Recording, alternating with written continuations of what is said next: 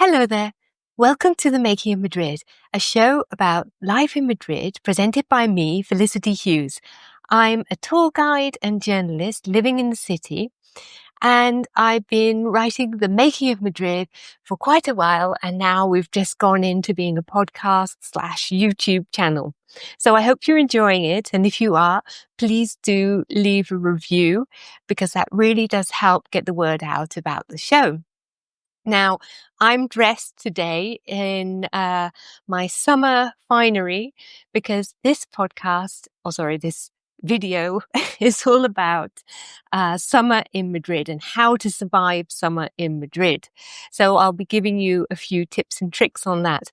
I actually suffer really badly from the heat, so I've worked out all my strategies over more than a decade of living here to manage to stay cool in the face of brutally hot summers. So my first tip is actually don't go to where I live in the south of Madrid because we suffer from the worst heat island effect in the whole city. Go and book your hotel in North Madrid because the North Madrid is where all the rich people live. And we call it Pijo or Posh Madrid. That's barrios like Salamanca or Chamartín. And they really benefit from these lovely cool breezes coming down from the Sierra de Guadarrama. And you notice a huge difference between the temperature between these two sides of the city. Or you could go and stay by Casa de Campo, which is much cooler. It's this huge big park. I do know that people who live around there do really benefit from the fact that it doesn't have all this concrete around. So those are my two top tips for that. The second tip is get up early. So all of the city does benefit from the breezes from the Guadarrama Mountains. It's not humid, so the city does cool down quite a lot at night. And the earlier you get up, the more you can benefit from time out on the street. So until about 2 p.m, you can comfortably walk around without a problem. You may want to bring a parasol, fan, water. Stay hydrated. That's really important. But you will be quite comfortable until about 2 p.m, when the temperatures really start to rise and we get these brutal temperatures of about 40 odd degrees.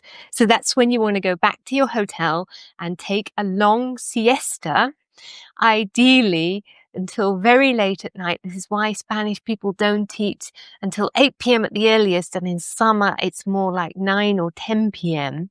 And if you are eating out in the city, I recommend you eat out indoors. So you go to a restaurant with air conditioning, or my top tip, you go to one of the beautiful markets that are all air conditioned, because then you can take advantage of the fact that you can wander around quite freely. It feels as if you're outside, you see the greengrocers and everything, and yet you're indoors and being cooled down by this lovely air conditioning. So yes, don't kind of go out on the streets until about 10 p.m. at night. That's really key. When you do go out, what is there to do?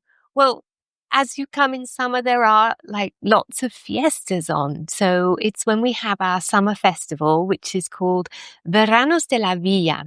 And I've got a I've got a blog post that I put all the links to useful information about this episode in. So you can go and find a link to Veranos de la Villa and find the program, which includes things like open air cinemas and concerts and DJ sessions. And it's lots and lots of fun. It's all run by the city council, so most events are free of charge. Big venues tend to be Matadero Arts Centre, which has this big plaza where they put out the open air cinema. Conde Duque, the same thing. Fantastic free entertainment. And another big festival, if you're in the city in August, are the fiestas de San Cayetano. There's a lot of information about that in my website as well. I've got one special post about summer festivals in August, and there's a link to that in the notes again. So do go to that. That's loads and lots of fun. You'll have a blast. How to dress when you're out and about is the next topic. So there's been lots of videos on Instagram where people are talking about how well-dressed Spanish people are and how they'll look down on you if you go out wearing leisure wear. I don't know what planet or where these people are living. I suspect they're all living in Salamanca, which I mentioned before is the posh district where everybody goes out in, perfectly ironed clothes, with a crisp crease along their trousers. And, this is not the norm in most of Madrid. Most Madrileños are very casual, and in summer they dress for comfort. So really don't be embarrassed about, whatever skin you're exposing, apart from one very important caveat that you should never take your top off if you're a man on the street, because showing off your moobs it's not a good choice. Even if you don't have moves and you have a perfectly toned chest, people do not want to see it. Even if you have the physique of a Greek god, please keep it away for either the park or the swimming pool because it's considered totally improper to do so. Women can sort of equally take their tops off if they're jogging or whatever, and you're wearing a sports bra and you're by the river or you're in the park or whatever. That's not frowned upon. But of course, don't do it in the city centre unless you're breastfeeding, and then you're free to do it wherever. Although Spanish women tend to be a little reticent about breastfeeding. So you'll see a lot of women with a piece of cloth over the baby's head. But you shouldn't feel as if you have to do likewise. It's something that feminist groups are fighting for. So, if you feel like baring your breasts in public, go for it. I think you're doing a good thing. The next thing I'd like to say, if you don't fancy wasting all your days sleeping and taking a siesta, not fiesta, sorry, do go and check out the museums and galleries because they're all really well air conditioned. They're lovely little oases from the brutal heat. In the Prado, you've got a cafe inside. The Thyssen has a cafe right outside the Thyssen-Bornemisza. The Reina Sofia also has a cafe. Those are the big three. So you'll be able to go and spend your time in the afternoons in a lovely air-conditioned museum. And there are plenty of other museums in Madrid, but lots of information about that on my website, and I won't go into great detail about it here. The other nice, cool place to go are churches, and my top recommendation is San Francisco el Grande in La Latina. You can hear me talking a little bit about that in my guide to La Latina that I just put out. But this one is really splendid. It's huge, fantastic dome, great art collection out the back with Siglo de Oro painters. You can spend a good deal of time there for quite a small nominal fee. Or consider going for a day out by El Escorial. So the mountains are a few degrees cooler than Madrid in the daytime and a lot cooler than Madrid at night.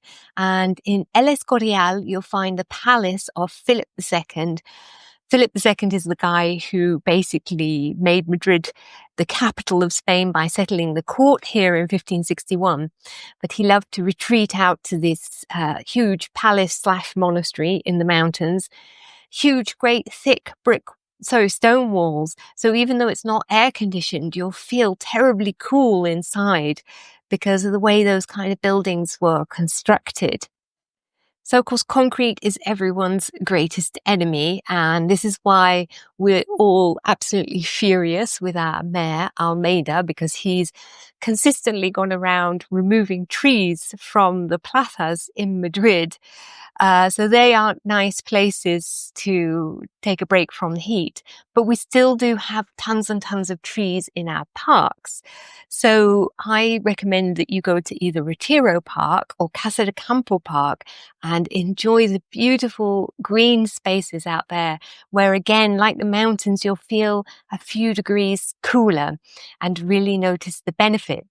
And then, of course, we also have a wonderful system of public municipal pools. Now, a lot of people have pools in a hotel. They tend to be a lot smaller and, of course, more exclusive. But I like the public pools because they're huge. They're a lot of fun. You know, you'll find a lot of locals there. And it's dirt cheap. It's like $2.25 to go for a swim. But do not go and turn up and buy your ticket there because you will be sweltering in the heat in the queue. Everyone buys their tickets beforehand and you get a little QR code that you can scan to get right in. So there'll be a link in the notes in the posts that I do about this.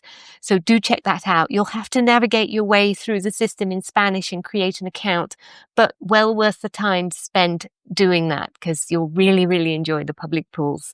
One of the best ones is Lago out by Casa de Campo, but it does get terribly, terribly busy. So reserve in advance. My last tip on staying cool is the rooftop bars and terraces. So if you go up high, you tend to get more cooling breezes, and maybe consider booking a hotel that has a rooftop bar because otherwise you'll be paying for access to these bars, but they are quite nice. One of my favorites is in the Círculo de Bellas Artes. That's lovely. You've also got one on top of Hotel Riu, which is 20 floors up. And when you take the lift up, your ears actually pop because you're going so high up so quickly. But really spectacular views of Madrid.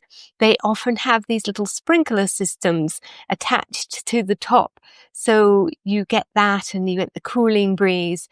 And if you do fancy going out on a terraza in Madrid, so this is like the outdoor seating around a bar, look out for the ones that are equipped with these little spray systems because those are really lovely.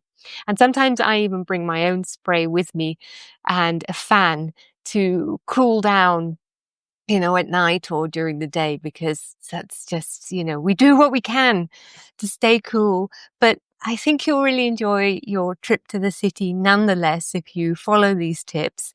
If I've left anything out, maybe there's a more comprehensive guide in my blog. But thank you so much for watching, and please do remember to hit likes or subscribe to my channel. You can subscribe to my newsletter by visiting themakingofmadrid.com.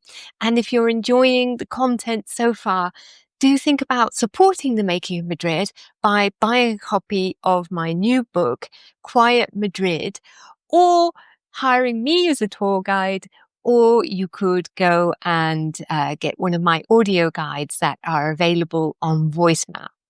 But that's it for now. Thank you so much for watching and have a fantastic stay in Madrid, and don't sweat it too much. Bye bye.